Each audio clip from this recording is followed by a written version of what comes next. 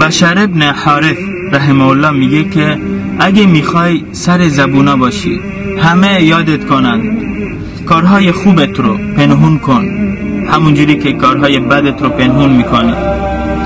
مردم چه دوست داشته باشن یا ازت متنفر باشن، در هر صورت بهت لطف میکنن، چون اگه دوست داشته باشن در قلبشونی و اگه ازت متنفر باشن در ذهنشونی.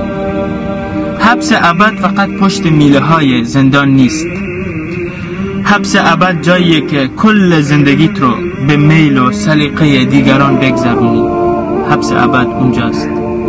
پس مهم نیست مردم در مورد چی میگن، جوری زندگی کن که خدا لایکت کنه، نه بنده خدا. سلام علیکم. اعوذ بالله من الشیطان الرجیم.